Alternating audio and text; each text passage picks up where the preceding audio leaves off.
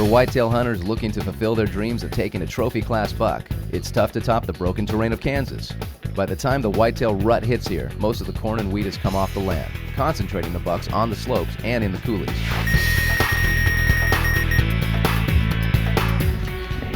Look at that prance. Is that great? Look at that guy. In the minds of most Americans, Kansas might be dry, flat, and the antithesis of Oz. But in reality, it's a surprisingly diverse landscape.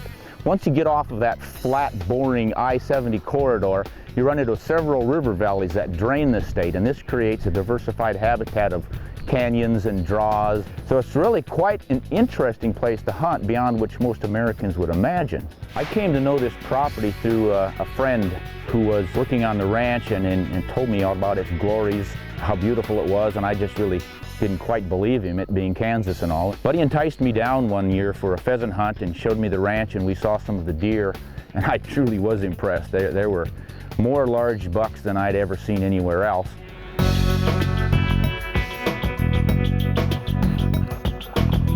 For Spomer, having hunted the ranch in previous years, he didn't waste any time heading to his favorite lairs where history has taught him to expect plenty of deer action. Generally, they come off of these hills in the morning. They bed down in the thickets along the rivers and the creeks down in the valley.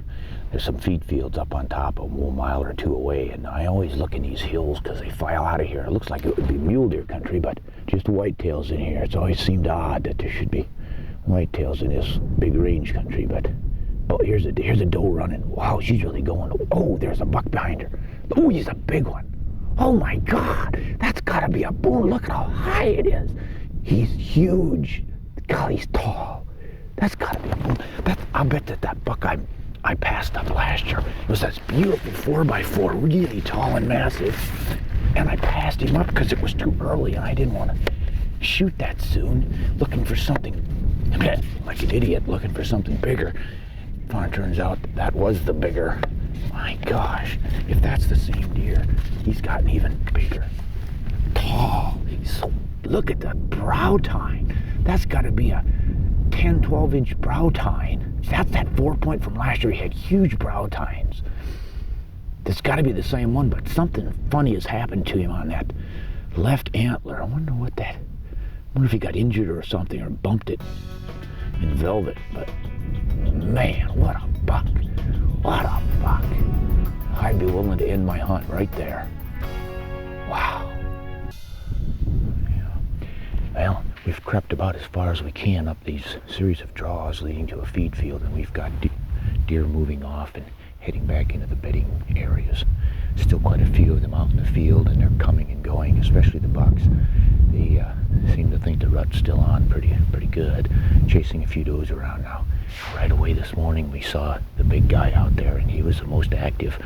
Where he's gone, I don't know. It's the big field over there, and like I say, they're moving around quite a bit, so we're just sitting tight because it's really getting tricky to move, and the wind's not to the best advantage for moving any closer to the field edge, so we're just depending on the deer to move into these draws where we can maybe make a stalk on them.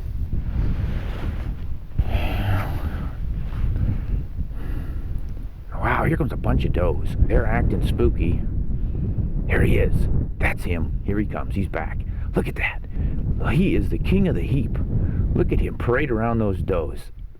Oh, that's him. That's him. Look at that tine. That brow tine on that left side is just beautiful. Here he comes.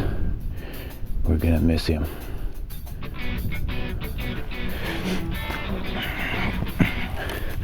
Might have to take him from the other side. Yeah, we gotta go. He's going. We gotta move. Leave all this stuff.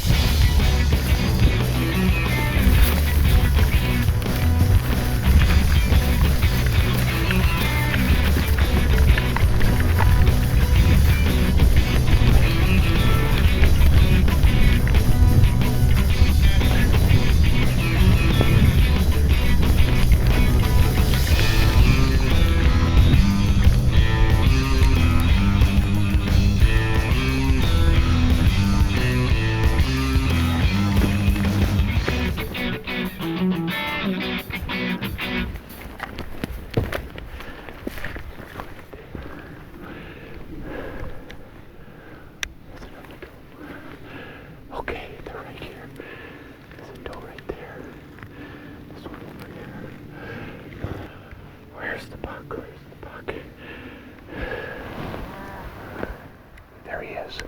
He's coming from the left. Behind those cedar trees on the left. Oh yeah, okay. Come on, big guy. I can hear him, Come on, big boy. There he is. Bat! I hit him.